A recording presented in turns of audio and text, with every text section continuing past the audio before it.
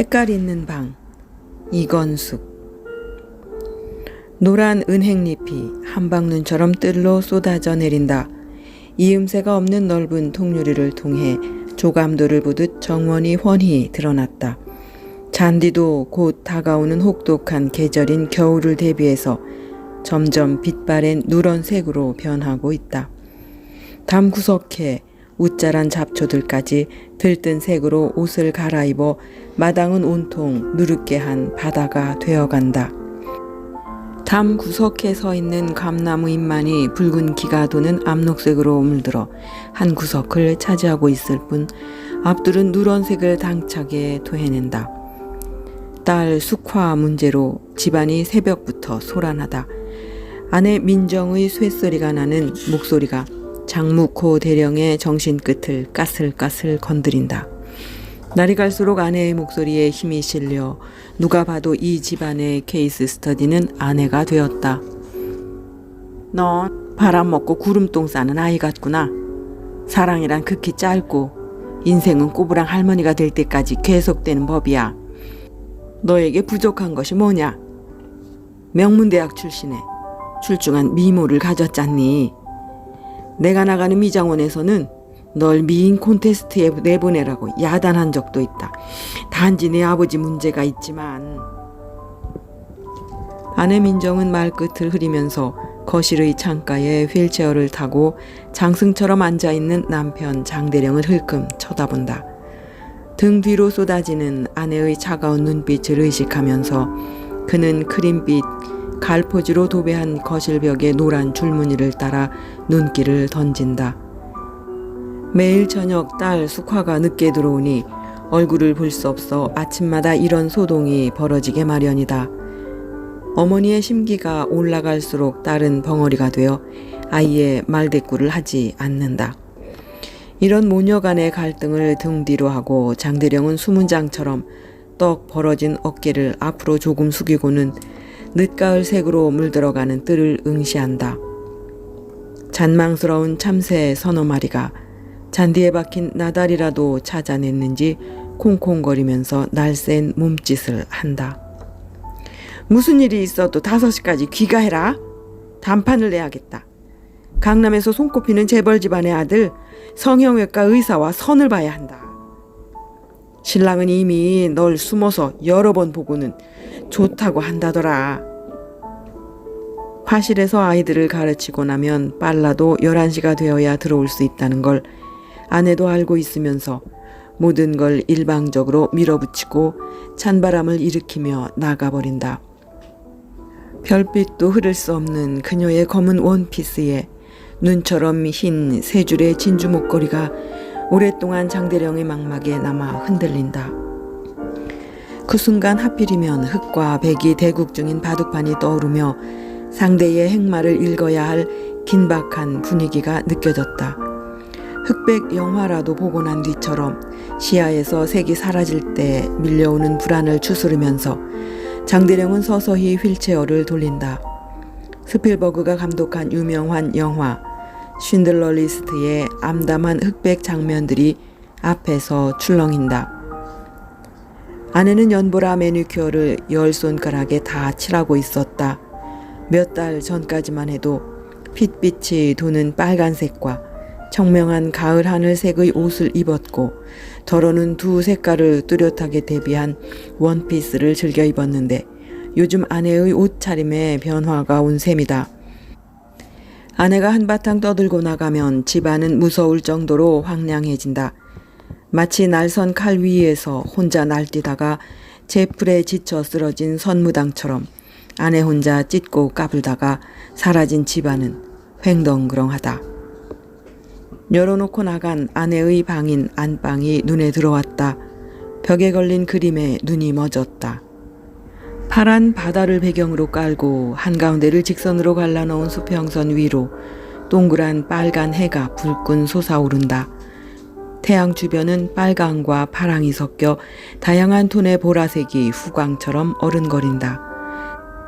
사랑과 증오, 희망과 절망의 상반된 마음이 아침 해의 주위에 어른거린다. 최근에 새로 바꾼 엷은 보라색 커튼이 살짝 열어놓은 창문을 파고드는 미풍으로 조금씩 흐느적인다. 짙은 보라색의 이불과 중간톤의 보라색 베갯잎도 아침 햇살을 받아 눈이 시리다. 해처럼 불끈 솟아오르는 아내의 성깔이 감정의 침체로 가라앉은 바다색을 융화한 보라색으로 다스려 보려고 안간힘을 쓰고 있는 듯해서 장대령은 침실안을 불안한 눈으로 한참 응시했다. 슬픔과 분노로 혼란을 겪으면서 갈등을 해소해 보려는 아내의 격렬한 감정의 흔들림이 통제가 어려운 차가움으로 방안을 그득 채우고 있기 때문이다. 아내의 안방과 나란히 붙어있는 장대령의 방은 대학병원의 병실 같은 분위기다. 흰 벽에 하얀 시트, 침대는 상반신을 세우고 눕힐 수가 있다. 이동식 식탁도 붙박이로 침대에 달려있다. 휠체어를 탈 수 있도록 문턱이 없이 연결된 화장실엔 환자가 잡을 수 있는 난간이 빙 둘러있다. 감정이나 의식까지 표백된 하얀 방은 채색을 버림으로 밑을 가늠할 수 없을 정도의 고독 속으로 깊이 가라앉아 서서히 다가오는 죽음 냄새가 났다. 허리 밑부터 하반신이 마비된 장대령을 돌보는 도우미는 아직 오지 않았다. 사고로 허리를 다친 뒤 처음으로 아내의 방인 안방에 들어갔다. 샴푸나 린스까지 아내는 모두 보라색으로 교체해 놓았다. 수건까지 보라색을 택해서 화장실과 방은 어느 영화에 나오는 보라색 방 같았다. 방 안에 깔린 색이 주는 울적한 기분에 젖어서 장대령은 천천히 휠체어를 돌려 거실을 향했다. 그래도 두 손으로 웬만한 일을 혼자 처리할 수 있어 다행이다. 하루 종일 그림처럼 이렇게 거실 창가에 앉아 정원에 눈길을 던진다.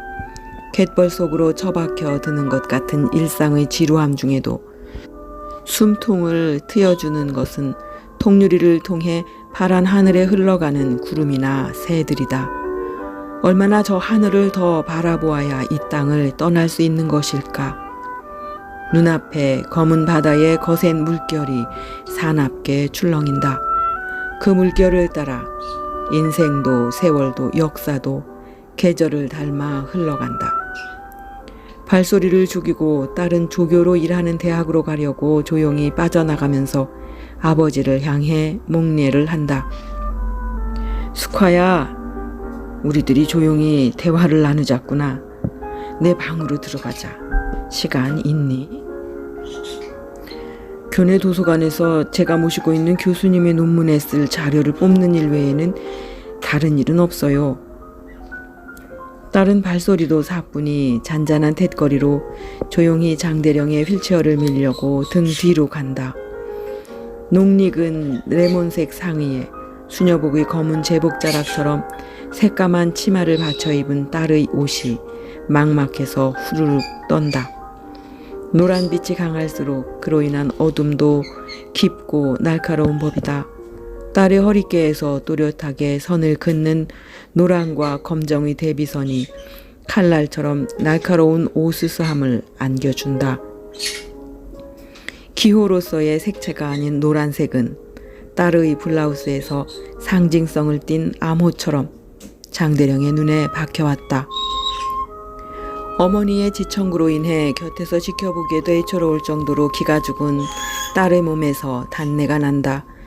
수줍음이 많고 소심한 성격인데다 타인의 감정에 지나치게 예민한 딸은 거센 어머니에게 눌려서 늘 있는 듯 없는 듯 행동거지가 조용하고 말이 없다. 그 청년의 이름이 무엇이냐? 강덕기예요. 고시에 5번이나 낙방을 한 청년이라면서? 맞아요. 매번 떨어져서 무척 고민하고 있어요. 내 어머니 말로는 가정이 가난하다면서? 이 대목에 이르러서 숙화는 대답을 않고 머리를 푹 숙여버린다. 아내가 성화의 주관을 이루는 내용이 바로 시댁이 될 부모의 빈곤과 줄줄이 사탕으로 매달린 시누이와 시동생 문제였다. 일생에 누구에게나 딱 한 번 순수한 사랑을 할 기회가 있고 또 그런 사랑을 받을 자격이 주어진단다. 그런 사랑에는 고통과 역경이 따르지만 모두 겁내지 않고 임하는 것이 특징이다. 사랑의 감정을 무시하는 것은 생의 가능성을 앗아가는 법이다.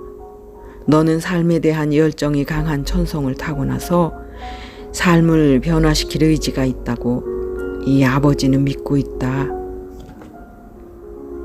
그러자 딸은 의외라는 듯 숙였던 머리를 들어 아버지를 바라본다. 힘이 오른 아침 햇살이 창문을 타고 방 안으로 힘있게 파고든다. 양 볼에 보조개를 지으며 잔잔하게 웃는 딸의 얼굴을 보면서 방 안을 둘러본다. 딸의 방은 노란색으로 변해 있었다. 외딸로 태어난 숙화는 아가 시절 분홍방에서 살았다. 인형과 장난감은 물론 아기 방의 모든 치장까지 심지어 옷도 핑크무드로 조금씩 질감이 다르고 농도가 다를 뿐이었다. 딸의 방에 들어서면 무릉도원에 들어선 듯했고 이른 봄에 생명이 꿈틀거렸다. 언제나 만남의 설렘이 있었고 느긋하고 따뜻한 행복감이 고여 있었다. 어린 시절 딸의 방엔 항상 벚꽃이 만발한 무르익은 봄이 있었다. 커가면서 딸은 초록색의 오묘한 색상에 빠져들었다. 얼마 전까지만 해도 그녀의 방은 초록색 계열이었다. 서양화를 전공한 딸은 16세기 초록의 문화를 창출한 동양의 천재 리큐와 그로부터 300년 뒤에 서양에서 자연의 조화 속에서 예술의 본질을 초록의 색조로 삼아 캔버스에 옮겨놓은 근대 회화의 아버지라고 불리우는 세잔풍의 색채를 많이 좋아해서 그림도 온통 녹색 계열이었다. 특히 딸은 그 색의 오묘한 색상을 연구하느라고 팔레트에서 설핏한 햇살을 받은 양파 머리색, 겨울 추위를 뚫고 미세하게 싹 떠올리는 이른 봄의 보리싹이나 기름기가 자르르 흐르는 초봄의 느티나무 잎, 복도 위에 여름 배추벌레의 등줄기를 타고 흐르는 투명함이 서린 초록색 등 다양한 색배합을 늘 연구했다. 특히 녹차에 더운 물을 부어서 다양하게 변하는 여린 색을 보고 탄성을 발하기도 했다. 여성의 화장 케이스 대신 딸은 초록색 배합을 연구하느라고 항상 팔레트를 지니고 다녔다. 심지어 옷까지 대학 시절 내내 약간 우중충한 바닷가의 소나무색이나 고풍스러운 녹색, 푸른 대나무색이나 약간 짙은 기운이 도는 겨자색, 거무스름한 녹색 등 다양한 초록색 계열의 옷을 즐겨 입고 다녔다. 그런 딸이 시트나 베개 심지어 커튼까지 온통 노란색으로 방안을 바꾸어 놓았다. 의자와 침대도 활짝 핀 개나리꽃 색이다. 벽에는 반고흐의 유명한 해바라기 그림이 걸려 있었다. 그나마 벽과 침실 바닥이 빛바랜 갈색이라 안정감을 느낄 수 있어 다행이다. 혼자서 감당하기 어려운 난관에 빠져들자 딸은 시골 할머니 집에서 놀았던 봄날을 기억해낸 모양이다. 개나리 노란 꽃그늘 아래 노란 병아리들이 오구르르 모여있던 시골집. 4살박이 딸은 꽃가신을 벗어놓고 고양이를 쫓아다녔던 때가 있었다. 노란색으로 뒤바른 딸의 방에서 장대령 자신이 젊은 시절에 체험한 사랑의 아픔이 감춰져 있다는 사실을 감지할 수 있었다. 그건 외로움과 충만함이었고 고통과 행복이 뒤섞여 있기 때문에 밝은 빛이 강할수록 그로 인한 어둠도 깊고 날카롭게 마련이다.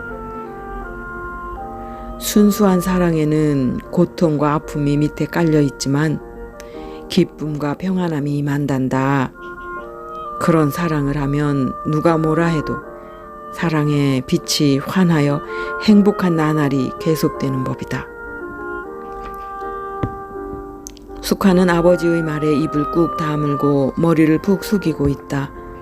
어머니가 뭐라고 난리를 쳐도, 심지어 아버지를 향해 지나친 언행을 거침없이 퍼부어대도 도통 말이 없는 것이 아버지의 생활이다. 물론 군에서 척추를 다치기 전에는 상당히 씩씩한 아버지였고 어머니도 아양을 떠는 편에 속했었다. 그 시절에는 어머니는 아버지를 태양처럼 바라보면서 살았던 시절이다. 숙화가 초등학교 1학년에 들어갈 때까지는 이렇게 행복한 가정이었는데, 아버지가 부하들을 데리고 훈련하던 중 수류탄이 터져 허리를 다친 다음부터 가정이 뿌리채 흔들리기 시작했다.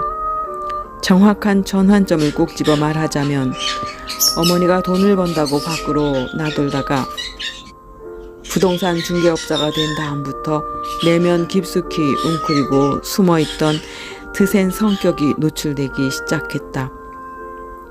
긴 침묵 끝에 딸이 어렵게 입을 열었다. 아버지는 제가 처한 상황을 이해 못할 거예요. 덕기하고 저는 한 꼬투리에 들어있는 2개의 완두콩이에요. 게다가 우린 꿈이 있어요. 먼 훗날 돈이나 명예뿐 아니라 무엇이든지 모두 꿈꾸는 대로 거머쥘 수 있어요. 꿈을 꾸지 않는 사람은 변화될 수 없지. 미래는 꿈으로 만들어지니 말이다. 난 이런 내가 무척 자랑스럽다. 그러자 숙파는 얼굴을 살짝 붉히며 말을 더듬는다. 아버지는 그런 사랑을 해본 적이 없잖아요. 그래서 아빠가 불쌍해요. 우리 엄마처럼 드센 여자를 만나서 사랑이 무엇인지도 모르고 더구나 이러고 늘 집안에 박혀 있으니 얼마나 답답하세요. 아이고, 가엾은 우리 아빠.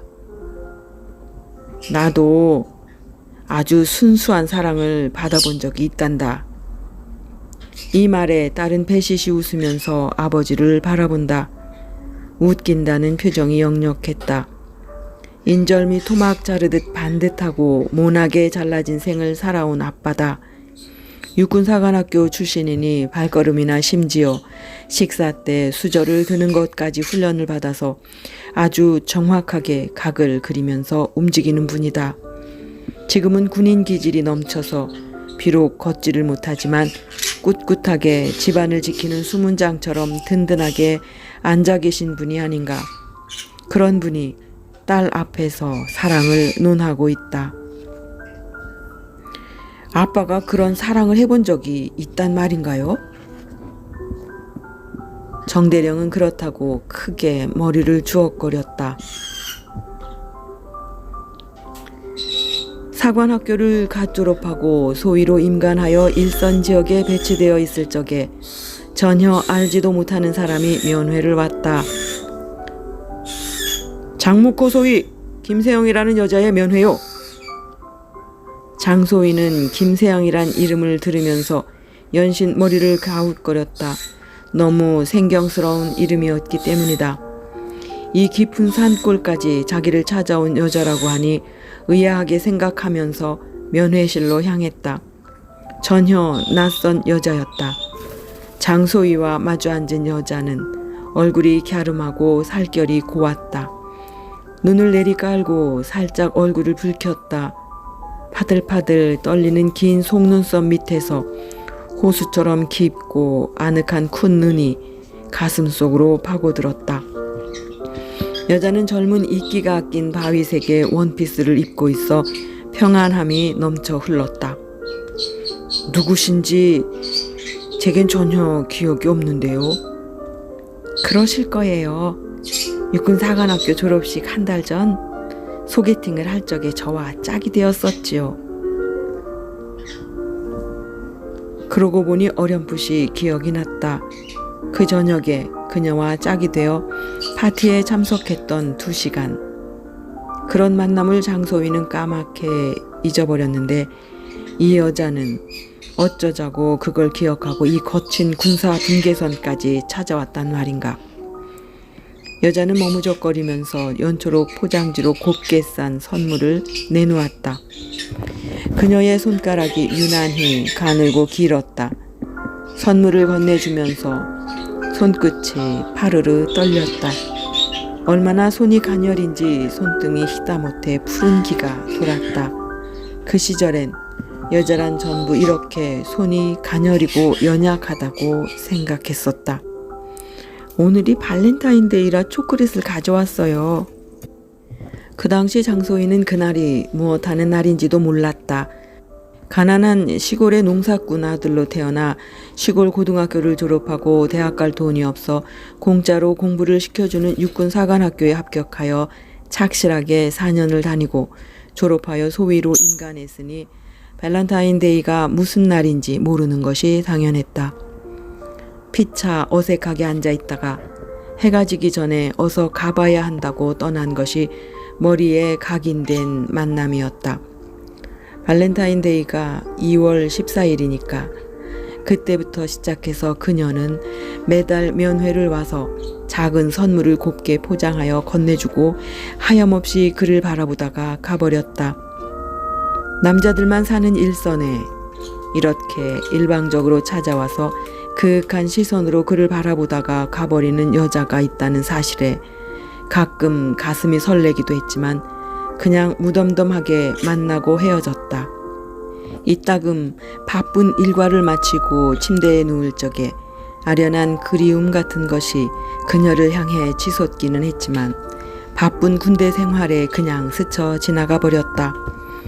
크리스마스를 앞두고 무척 눈이 많이 내려서 군 경비를 강화하고 보초설 부하들에게 훈시를 하고 있을 때 면회를 왔다는 급한 전갈이 왔다. 노년에 접어든 남자가 장소희를 기다리고 있었다. 누구시죠? 남자는 대꾸를 하지 않고 멈칫거리면서 눈을 가느스름하게 뜨고 장소희를 찬찬히 훑어보더니 의문스러운 속내를 드러내는 만족한 웃음을 삼켰다. 생전 처음 보는 사람이 찾아와서 자신을 위아래로 뜯어본 뒤에 무람없이 피식 웃음을 삼키는 것이 곤혹스러워서 장소희는 사뭇 시특한 표정을 지으며 눈을 내리깔았다. 두 사람 사이에 거북살스러운 침묵이 흘렀다. 우리 딸이 사랑할 만하군. 이런 말을 나직한 음성으로 중얼거리면서 남자의 눈가가 젖어왔다. 일이 점점 이상하게 돌아가서 장소희는 혹시 뚜마담을 내세워 사윗감을 찾고 있는 사람인가 해서 그냥 어영부영 시간을 보내고 일어서려고 했다. 장소희라고 불러도 되겠소? 네, 제가 장목호 소희입니다. 장소희, 미안하지만 내 청을 하나 들어주시오. 무슨 청인지 제가 할 수 있는 일이면 들어드리겠습니다. 그러나 군에 매인 사람이라 어쩔까 합니다. 이건 선택의 여지가 없이 꼭 들어줘야 하는 소원이요. 갈수록 묘하게 대화가 흘러가서 장소희는 다음 말을 잊지 못하고 머쓱하게 앉아 있었다.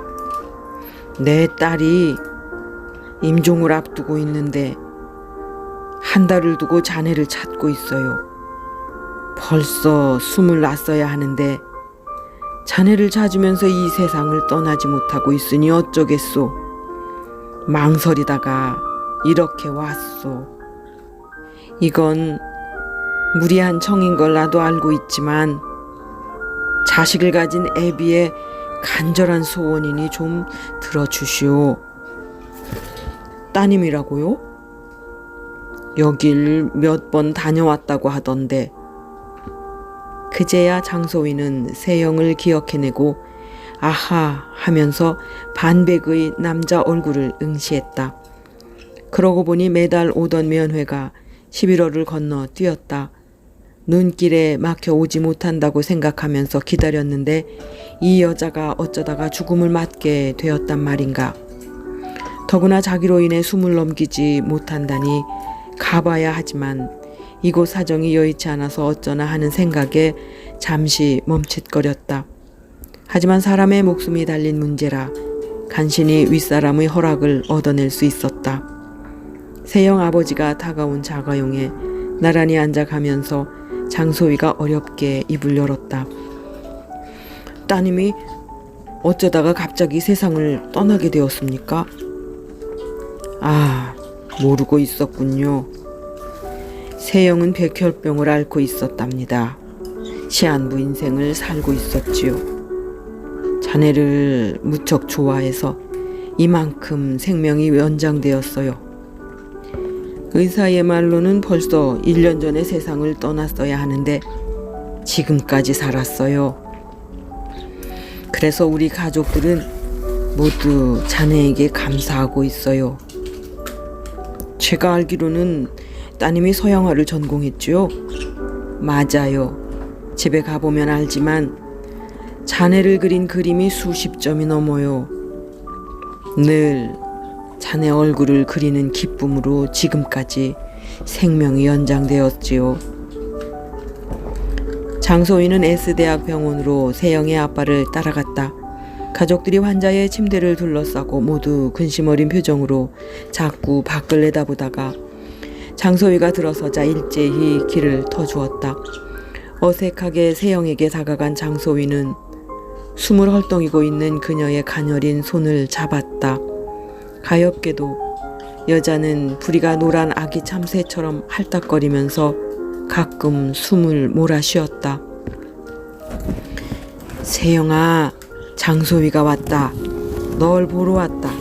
눈을 떠보아라. 아버지가 딸의 귀에 대고 절규했다.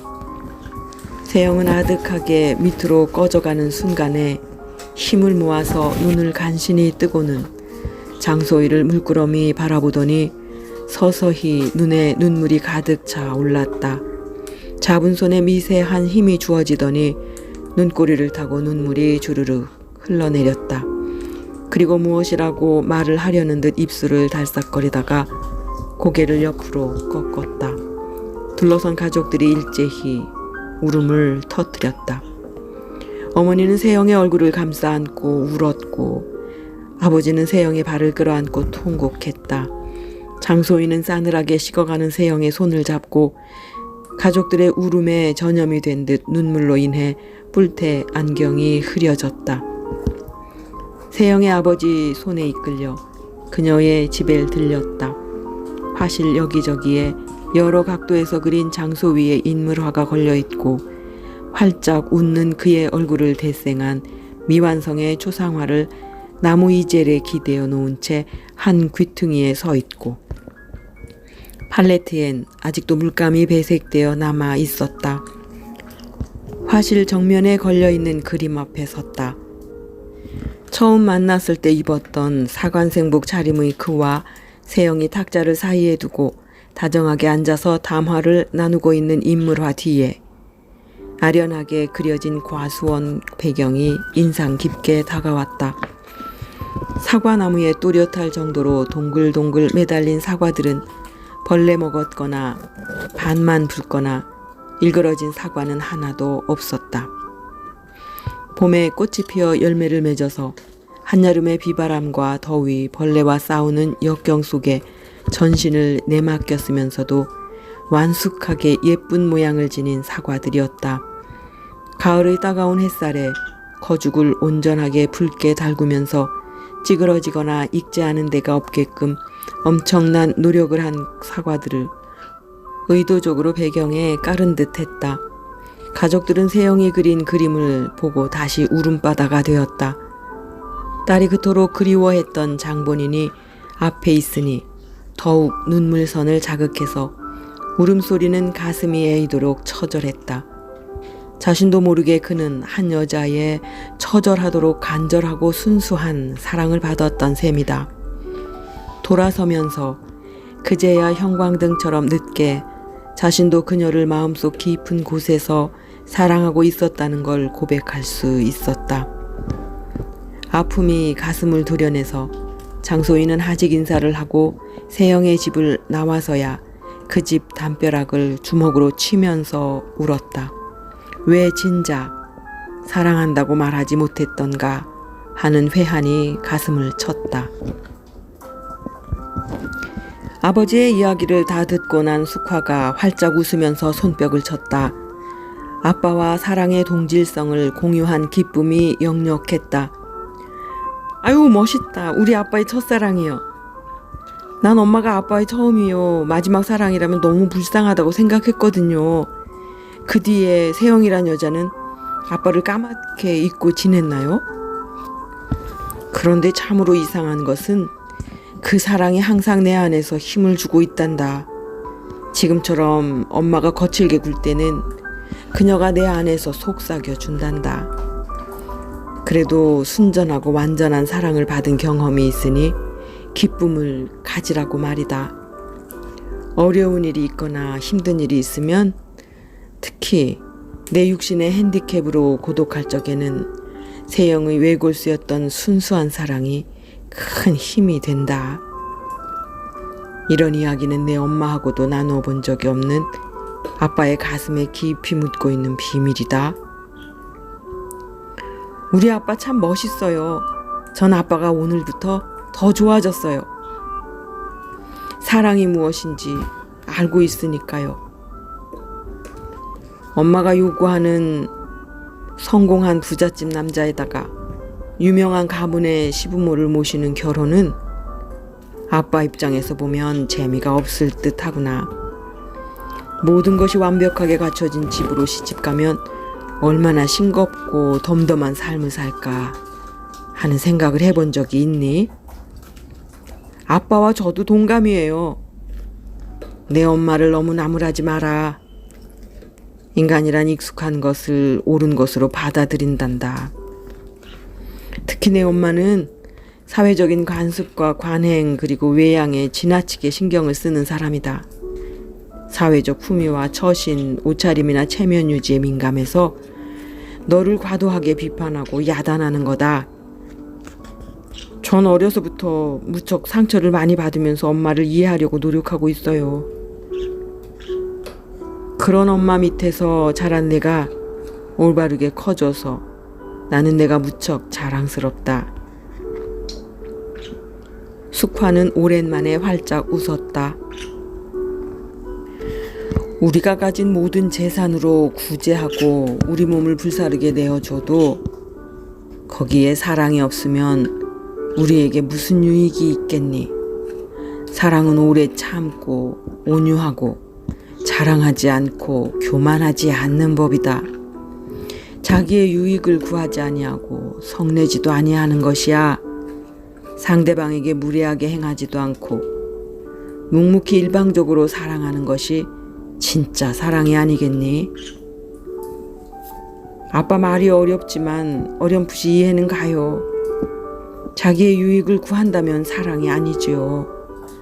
자랑하고 교만하게 나대는 것이 바로 우리 엄마가 제게 요구하는 사랑의 조건들이라 힘이 들어요. 장대령은 온실 속에서 곱게 자란 여린 마음을 지닌 딸이 현실로 부닥치는 가난과 괴로움, 거기에 수반되는 갈등에다가 아픔은 물론 죽음까지도 겁내지 않을 사랑을 하고 있는가를 두고 고민했다. 고난을 이길 힘을 지닌 사랑을 딸은 하고 있는 것일까? 시댁 식구들과 어울리자면 다툼과 깊은 갈등이 있을 터인데 일생을 두고 참아낼 힘이 있을까? 헤아릴 수 없는 많은 고난과 고통의 시간이 흘러간 뒤에야 사랑의 열매가 맺힐 것이고 행복한 삶을 누릴 터인데 그럴 만한 사랑을 딸은 하고 있는 것일까? 가정이란 사랑을 키워가는 곳이어야 한다. 결혼하면서 심어진 사랑이란 씨앗은 그냥 자라는 것이 아니다. 사랑의 햇살과 몰아치는 고난의 비를 맞으면서 싹이 트고 꽃을 피우며 열매를 맺는 것이 사랑의 행로이다. 문득 세영이 두 사람을 다정한 포즈 뒤에 배경으로 그린 새빨갛게 익은 동글동글한 사과들이 눈앞을 스친다. 어려운 여건 가운데서 남편을 머리에 이고 다닐 정도로 세워주고 순종하며 긴 세월을 거친 뒤에야 남자는 여자를 위해 자기 목숨을 내놓는 법이다. 여자의 헌신적 사랑과 남자의 목숨은 뗄 수 없이 붙어 다닌다고 할까. 여자는 단순히 사랑에 헌신하지만 남자는 그런 여자를 위해 자신의 전부인 목숨을 내놓게 되어 있다. 오랜 인고의 세월을 거친 뒤에야 딸은 남자에게 소중하고 훌륭해서 그의 생명까지 받을 자격을 갖추게 되는 것인데 그런 삶을 딸은 살아갈 수 있을까? 아침나절 뿌리 깊게 습관화된 부정적인 목소리의 주인공인 제 어미의 쇳소리 나는 지청구를 많이 듣고 기가 죽어있던 숙화가 조잘되는 새처럼 살아나서 밝은 표정이 되었다. 딸이 갈아주는 도마도 주스를 마시면서 두 사람은 정원을 향해 나란히 앉았다. 시간이 흐를수록 튼실해진 가을 햇살이 정원의 구석구석까지 힘있게 파고들고 잔망을 떨던 참새들이 떠난 흰우스름한 정원에 까치 두 마리가 한가롭게 모이를 찾으면서 다정한 연인들처럼 거닐고 있다. 아버지와 함께 짙은 늦가을색을 보면서 숙화는 누가 뭐래도 자신은 생에 대한 열정과 창조적 자아 표현을 할 권리가 있다는 생각에 미친다. 아버지의 사랑이 도전한 셈이다.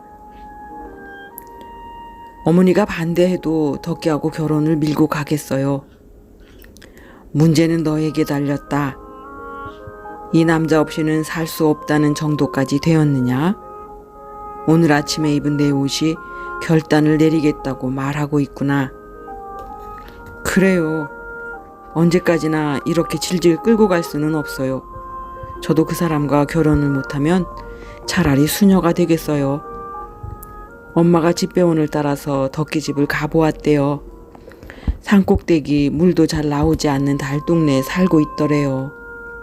벽지를 바르지 못해 흙벽이고 사는 것이 거지하고 똑같아서 거지굴이라고 했어요. 너를 어떻게 키웠는데 거지굴에 보내겠느냐고 야단했어요. 그래서 내 마음은 그런 가난을 견딜 자신이 없단 말이냐? 감당할 자신이 있어요. 덕기가 불쌍해요. 그런 가난 속에서 장남으로 태어나 얼마나 정신적인 고통을 받았겠어요. 그 와중에 공부를 그만큼 하느라고 또 얼마나 고생을 많이 했을까 생각하면 가슴이 아파요. 그 사람도 나 없이는 숨을 쉴 수 없을 정도로 힘든 생활이라고 했어요. 그 사람이 안식할 가정을 만들어주고 싶어요. 너희들 둘의 마음은 한 꼬투리에 들어있는 두 개의 완두콩처럼 하나가 되었지만 결혼은 그렇게 둘만의 단순한 관계가 아니다. 가령 시댁의 문화적 수준이나 인격이나 가치관이 너무 형편없어서 시부모가 내 머리 끄덩이를 잡아채고 윽박질러도 견딜 수 있니? 결혼이란 현실적인 삶이다. 더구나 너와 문화적 환경이 다른 시댁 식구들하고 만나서 화평할 자신이 있니? 덕기만 좋아해서 되는 것이 아니다. 그 사람이 등에 지고 있는 무거운 짐을 봐야 한다. 그 짐까지 네가 사랑할 수 있겠니? 딸은 머리를 끄덕이면서 눈물이 그렁한 눈으로 장대령을 바라보고 입을 삐죽거렸다. 사랑도 연단되어야 한다. 바스러지기 쉬운 생금이 풀무에 들어가서 연단되어 정금으로 나오는 원리와 같다. 역경이 뒤따른다는 것은 알아요. 너희들 몇 년 동안 교제하였느냐? 대학교 입학식에 만나서 군인까지 덕기가 다녀왔으니까 벌써 10년이 돼가네요. 문제는 고등고시에 자꾸 떨어져요. 집안이 가난해도 그 조건만 되면 어머니 마음을 달랠 수 있는데 말이에요. 아무래도 고등고시 자질이 없는가 보다고 관공서에라도 취직하겠다는 걸 제가 말렸어요. 우린 젊으니까 끝까지 도전하자고 했어요. 생활비는 제가 대학에서 조교하는 돈하고 화실에서 아이들 가르치는 수입으로 대려고 해요. 건강한 생활이란 감정과 행동이 일치하는 삶이란다. 그게 바로 제 뜻이에요. 딸의 각오는 단단했다. 이 정도라면 일생에 한 번 오는 순수하고 완전한 사랑의 기회를 꼭 잡고 도전해 볼 만한 가치가 있다는 확신이 왔다. 창조주는 인간을 창조하고 일생에 누구에게나 단 한 번이지만 이런 사랑을 할 수 있는 기회를 주고 그 사랑 속에 살면서 도전하고 살아볼 만한 시간을 허락하는 것이 아니겠는가. 사람은 누구나 사랑받기 위해 태어난 존재이지만 그 사랑이란 일생 동안 단 한 번 기회가 주어지고 자신도 모르게 그 사랑을 받기도 하고 주기도 한다. 어떤 이는 찾아온 사랑의 기회를 잡아보지도 않고 놔버리거나 더러는 알지도 못하고 무심결에 흘려 보내기도 한다. 그럼 결혼식을 올리면 되겠구나. 무엇으로? 아빠 꽁쳐놓은 돈이라도 있어요? 우리는 당장 방어들 돈도 없어요. 더구나 덕기가 저에게 해줄 반지값도 없고요. 우린 아무것도 없어요. 빈털털이라고요. 그럼 은반지로 하렴. 은반지는 3만 원 정도 주면 살 수 있는 것이 아니냐. 너희들 점심값이면 되겠구나. 딸은 놀래서 입을 딱 벌리고 장대령의 얼굴을 똑바로 응시했다. 아빠가 놀리고 있는 것이 아닌가 하는 낭패감이 서린 얼굴이다. 그리곤 더듬더듬 입을 열었다. 엄마는 제가 덕기랑 결혼한다면 10,000원도 내놓지 않겠다고 했어요. 그러니 드레스는 무슨 돈으로 입어요. 더구나 신부 화장이나 손님들 식사 접대는 어떻게 하고요. 게다가 둘이 살 방도 없어요. 진정한 사랑이란 모든 전통과 관습을 뛰어넘는 법이다. 이러다간 넌 늙어 죽을 때까지 시집 못 가겠다. 빈손으로 결혼하는 법을 알고 있으니 그런 결혼식도 하겠다면 도와주마. 군 복무 중에 핸디캡이 된 아버지는 군에서 나오는 돈을 한 푼도 못 만진다. 통장으로 들어와서 전부 어머니의 소관이기 때문이다. 이런 아버지에게 무슨 기대를 하겠는가. 숙화는 이런 힘없는 아버지를 바라보면서 가만히 머리를 흔들었다. 혹시 아버지가 엄마를 구워 삶아서 돈을 빼내려 해도 그건 도저히 불가능한 일이기 때문이다. 그런 딸을 향해 아버지가 입을 열었다. 너는 사관학교 출신의 장교 아버지를 두었다. 빈손으로 맨 땅에서 살아남을 수 있는 훈련을 받은 사람이 바로 내 아빠라는 사람이다. 단지 내가 다가오는 역경을 사랑으로 이기면서 오래 참고 씩씩하게 도전하면서 살 수 있는가 하는 점이 문제다. 그러자 딸은 머리를 끄덕이면서 할 수 있다고 대답했다. 아버지와 딸은 착착 결혼 준비를 했다. 딸이 즐겨 입는 옷들 중에 여름에 입었던 종아리가 드러난 긴 팔의 연분홍 원피스가 식장에서 입을 신부복이 되었다. 결혼 반지로 가느다란 은반지 2개를 샀고 식장에 입장할 적에 신부가 쓸 면사포 대신에 챙이 넓은 운두가 높은 둥그런 모양의 활짝 핀 벚꽃색 모자를 백화점이 아닌 시장에 가서 샀다. 하늘하늘 투명한 진분홍의 긴 스카프를 운두 높은 모자에 매서 등 뒤로 허리까지 살랑살랑 나부끼게 했다. 가슴에 안을 부케는 연분홍 원피스에 어울리게 흑장미 한 송이를 들었다. 모자만 벗으면 그대로 신랑 신부가 신혼여행을 떠날 수 있는 차림으로 가까운 산이나 유원지에 놀러 갈 수도 있다. 신랑도 늘 입는 양복을 그날 드라이클리닝을 해서 입고 나오도록 했다. 식장은 신랑이 다니는 성당으로 정하고 가까운 친구들 몇 명만 증인으로 결혼식을 지켜보게 하였다. 딸의 결혼식 날 장대령은 아내의 도끼 어린 반항에 갇혀 감히 가볼 수도 없었다. 결혼식이 진행되는 동안 아내 민정은 내내 울부짖으면서 장대령을 들볶았다. 숙화가 성품이 여리고 소심해서 절대로 이런 결단을 내리지 못할 터인데 분명히 아빠인 장대령이 군대식으로 몰아붙였다는 것이다. 알아맞히기는 했지만 장대령은 이렇다 저렇다 대꾸를 않고 마을을 지키는 천하대장군처럼 묵묵히 창밖을 내다볼 뿐이었다. 최근 불어닥친 경제 한파로 부동산이 전혀 꿈쩍하지 않으니 아내는 그 스트레스까지 모두 집안에 풀어놓았다. 상상 못할 그런 그 악함이 아내의 몸 어느 구석에 숨어 있었는가 할 정도로 물 밖으로 튀어나온 물고기처럼 팔딱거렸다. 딸이 결혼하는 날은 그 도가 지나쳐서 어떻게 저런 여자하고 지금까지 살아왔을까 하는 의구심마저 들 정도였다. 이런 여자하고 정말 끝까지 살아야 하는가 하는 생각도 했다. 순간 세영이 떠올랐다. 사랑이란 오래 참고 무례히 행하지 않으면서 온전하게 자신을 내주는 것인데 이런 사랑을 받은 남자가 그 사랑을 달빛처럼 반사할 수 있어야 한다고 말이다. 아내의 넋두리는 길고 그악스럽게 이어졌다. 사랑이라는 순간에 미혹에 너 속아서 기나긴 인생길을 가면서 얼마나 고통스러워하는가 내 이 두 눈으로 똑똑히 지켜볼 것이다. 사랑은 짧고 인생은 길다는 법은 세월이 흘러도 진리라 변하지 않는다. 자고로 부모가 반대하는 결혼에서 행복한 사람이 없는 법인데 감히 내 말을 어기고 하나뿐인 자식이 그런 결혼을 하다니 억장이 무너져 내린다. 일생을 두고 후회하면서 고생하는 꼴을 내가 꼭 이 두 눈으로 지켜보면서 기뻐할 것이니 두고 봐라.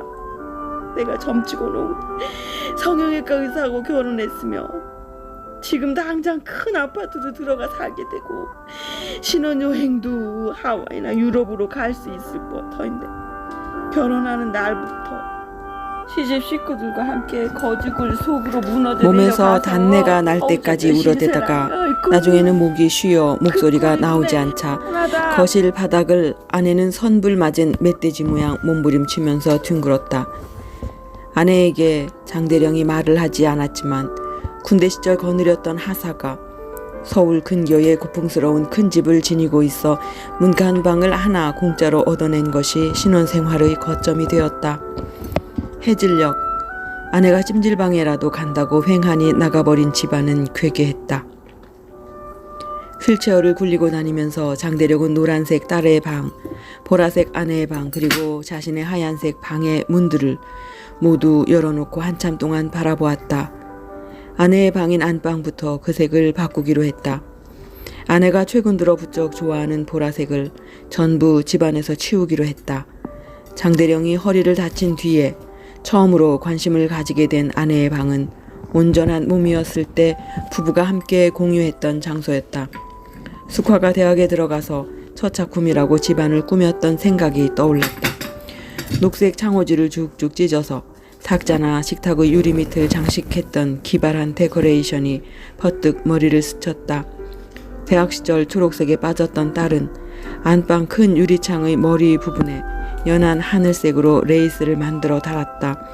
커튼의 본체는 움막의 감자싹을 연상케 하는 색으로 하고 그 밑에 치렁거리는 레이스는 강도를 따라 층층이 짙게 변하는 초록색으로 집시의 치맛자락처럼 너덜너덜 레이스를 달아서 마지막 단은 짙은 무청색이 되었다.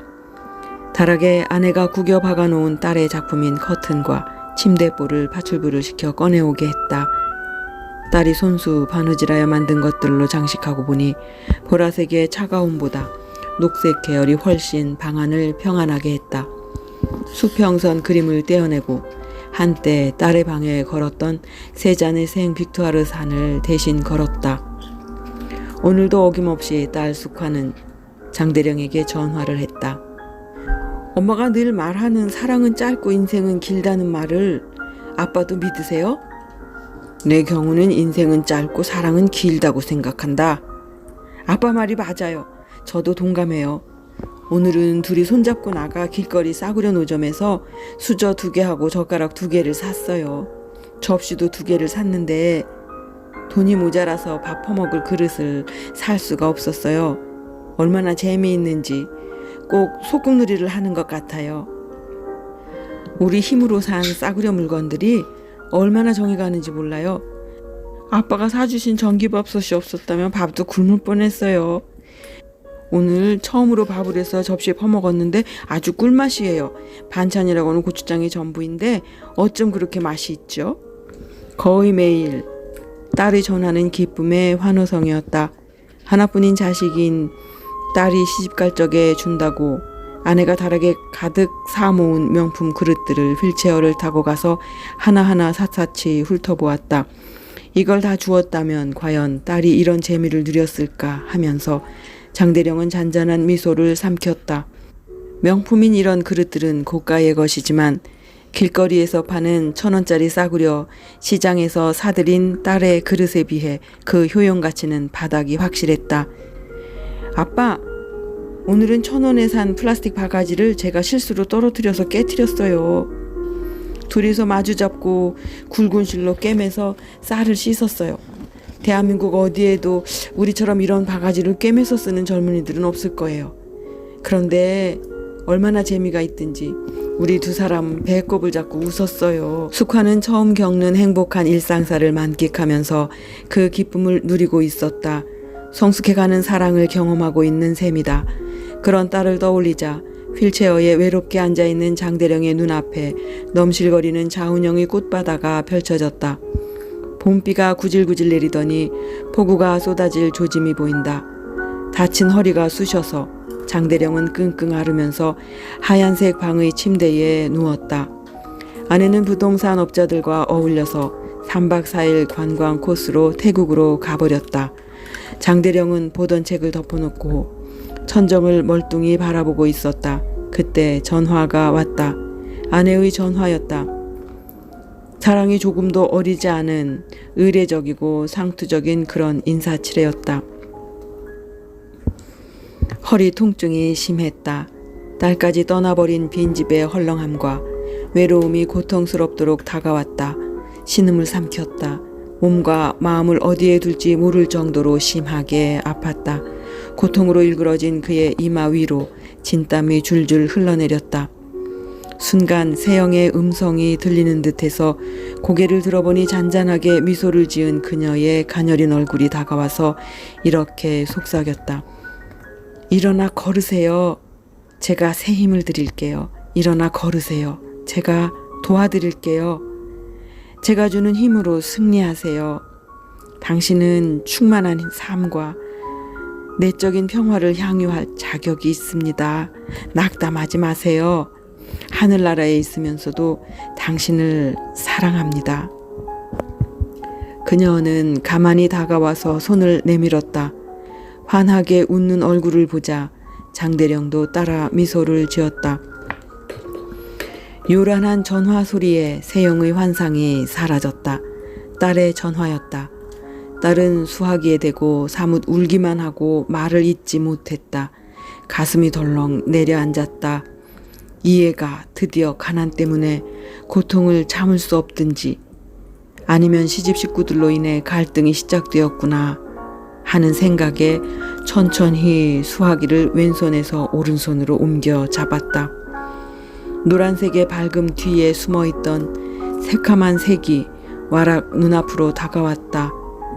결혼하면서 딸은 노란 블라우스에 받쳐 입었던 까만 치마를 벗어 던졌지만 장대령의 눈에 아직도 남아있는 확연한 검은 치마색이 망막에서 살아났다.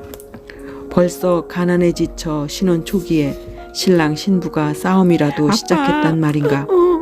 왜 우니? 너 각오하고 한 결혼이 아니냐. 밝은 색 뒤에 어둠이 언제나 감춰져 있는 법이다. 밝은 색으로 가야 한다. 이겨야 한다. 물러서면 실패다. 오늘 화실에서 아이들을 가르쳐 받은 돈으로 드디어 12인치짜리 텔레비전을 샀어요. 우리 힘으로 산 것이지요. 우리 집 거실에 놓여있던 엄마 아빠의 대형 텔레비전보다 더 애착이 가요. 너무 가슴이 벅차서 숨을 쉴 수가 없어요. 우리 두 사람 손잡고 지금 울고 있어요.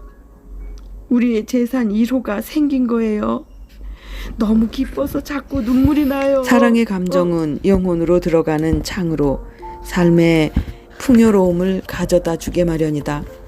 딸은 행복에 절어 기쁨의 눈물을 흘리고 있었다. 아픈 허리를 서서히 펴면서 장대령은 움직이지 않는 두 다리를 손으로 들어 침대 밑으로 내려놓았다. 도우미의 도움을 받아 휠체어를 타고 창가로 갔다. 정원은 딸 숙화가 좋아하는 여러 가지의 색채를 머금은 녹색으로 물들어가고 있었다. 설핏한 햇살을 받은 양파 머리색도 보이고 겨울 추위를 뚫고 미세하게 싹 터올리는 이른 봄의 보리싹 색도 있었다. 기름기가 자르르 흐르는 초봄의 느티나무 이파리도 보였다. 복도 위에 여름 배추벌레 등줄기를 타고 흐르는 투명한 색도 바로 정원 거기에 있었다. 세영의 가녀린 미소가 아주 환하게 정원 한가운데서 앞으로 클로즈업 되어 다가왔다. 서서히 평안히 임하면서 그는 중얼거렸다. 나는 외롭지 않다. 새 힘을 내게 그녀가 준다고 했지. 도와준다고 했지. 일어나 걸으라고 했지. 나는 가치가 있고 소중한 사람이다. 맞는 말이다. 장대령의 입가에 오랜만에 큰 웃음이 터져 나왔다. 비록 핸디캡이 되었지만 장대령 자신은 한 여자의 온전한 사랑을 받아본 적이 있으니 얼마나 행복한 남자인가. 사람은 누구나 일생에 기막힌 사랑을 적어도 한 번쯤은 주고받기 위해 태어난 존재가 아닌가. 장대령은 지갑에 아내 몰래 감춰둔 딸의 결혼 사진을 꺼냈다. 결혼식을 마치고 신랑 신부가 어깨 동무하고 찍은 사진이다. 연분홍 원피스에 흰색 기운이 강한 엷은 핑크색의 운두 높은 모자를 쓰고 있는 딸의 얼굴은 모자에 두른 진홍색 리본으로 인해 생기가 넘쳤다. 커튼과 침대볼을 딸의 대학 시절 작품으로 장식한 아내의 방 침대 위에 도우미의 도움을 받고 반듯하게 누웠다. 하체가 마비된 뒤에 처음으로 누워보는 부부 침대다.